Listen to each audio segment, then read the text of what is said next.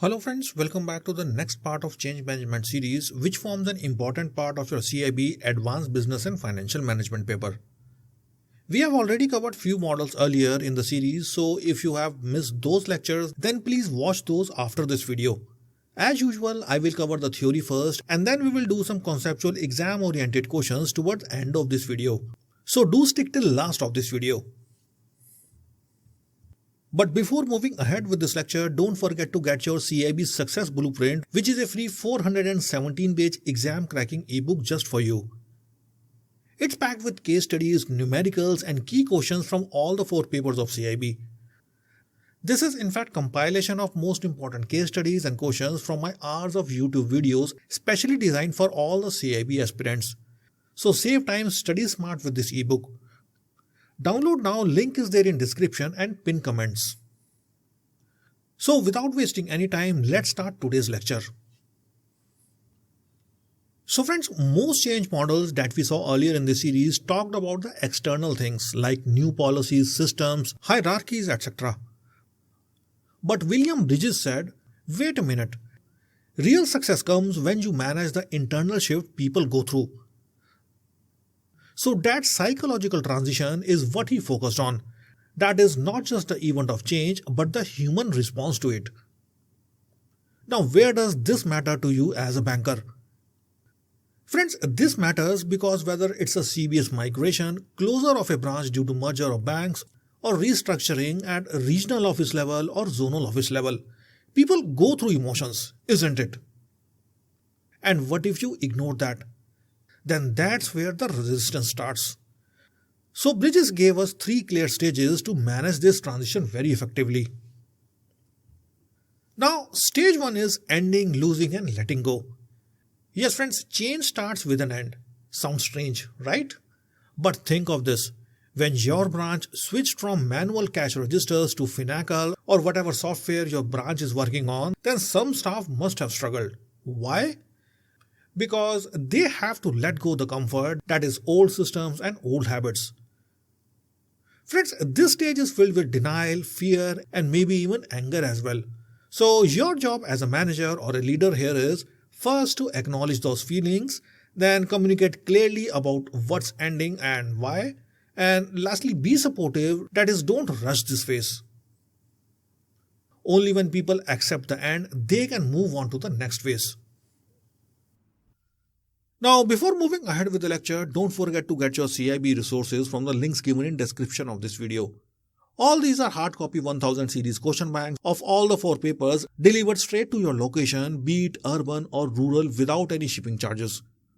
All the question banks comes with lots of numericals, case studies and questions which are very important for your examination. With this material, you get comprehensive exam level practice and this makes you best prepared for coming CAIIB examination. All the links are there in description of this video, so do get these amazing hard copy books after you finish this lecture. Then stage 2 is the neutral zone. Now this is very tricky. It's that in-between period where the old is gone but the new hasn't fully arrived. Imagine your regional or zonal office after a departmental shift. In that case, the role of staff members are unclear and so the staff feels unsecure there. Yes, it's confusing, it's uncomfortable, but here's the twist. It's also the most creative phase. That is where innovation can boom. So as a manager or a leader, you should first give people time, then second encourage experiments and lastly create psychological safety. But don't try to force the clarity. Guide them through this ambiguity. And finally the last stage, that is stage 3, that is new beginning. Now friends, finally comes the aha moment. Once people are emotionally ready, they begin to embrace the new reality. They start seeing the benefits of CRM systems, core banking analytics or posting at a rural branch. Yes friends, when I got first transferred to rural branch, it was very challenging for me. But slowly when I embraced this change and focused on the positives, it was a lot easier for me to start this new beginning. So in this stage, you will see new energy, ownership and confidence. And as a manager, your role is first to reinforce the new behaviors, second, celebrate small wins, and lastly, make the new identity feel secure and rewarding. So friends, next time your bank introduces a major change, don't just manage the plan, manage the people. Remember, transition starts with an ending, moves through a neutral zone, and finally leads to a new beginning. And that's the power of Bridges transition model. Master this and you will become the kind of leader every bank needs. One who doesn't just implement change but ensures it succeeds at human level. So friends, with this, I hope the theoretical aspect of Bridges transition model is clear to you. Next, we will do some conceptual exam-oriented questions that will make the concept crystal clear to you. And the first question is, during a treasury system upgrade from a legacy platform to a real-time risk monitoring dashboard, several senior dealers are hesitant and resistant despite training being provided. According to Bridges transition model, which phase are these individuals most likely experiencing and what should management prioritize at this stage? And these options are given to you. That is, first option is a new beginning, introduce performance incentives.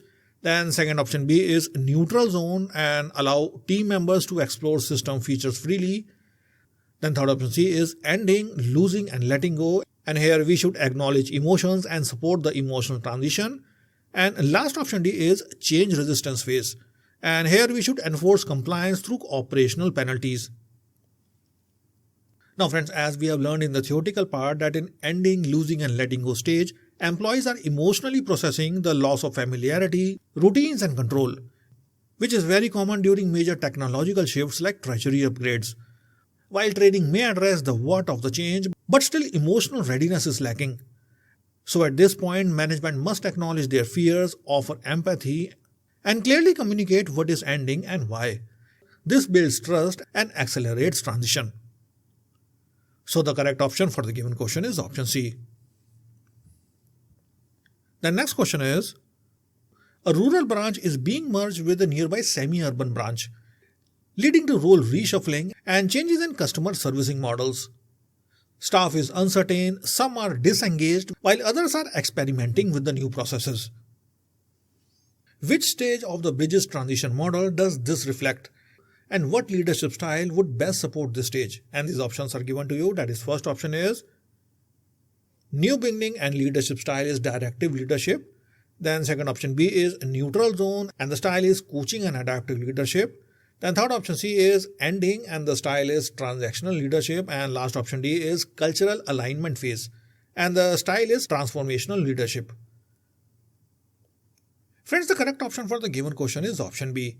As we have learned in the theory part that the neutral zone is characterized by confusion, uncertainty and absence of full clarity, typically during post-merger adjustment in rural banking setups. However, it is also a fertile period of innovation.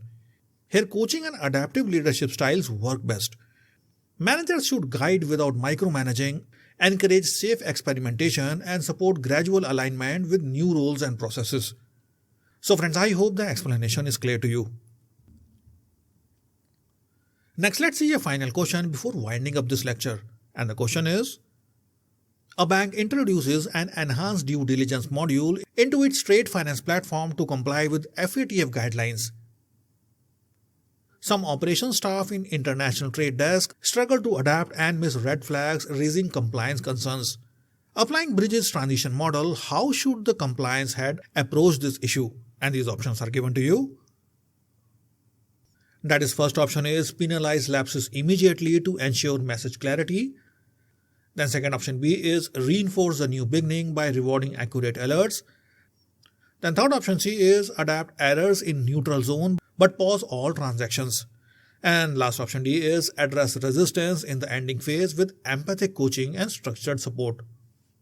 Friends, when a major compliance tool like enhanced due diligence is rolled out, employees often face resistance, confusion, and fear of making mistakes, especially in sensitive areas like anti-money laundering. So these are the signs of being in the ending stage, where the old way of doing change is no longer valid. Rather than penalizing or fast-forwarding to reinforcement, leadership must focus on empathy, structured hand-holding, and building trust. This ensures a compliant and emotionally smooth transition. Thus, the correct option for the given question is option D. So friends, with this, I hope the Bridges transition model is clear to you. Also, do revise the questions which we discussed in this lecture before your examination for your best results. Lastly, don't miss to get your CIB resources from the links given in description of this video. So thank you, and I will meet you again in another video next week.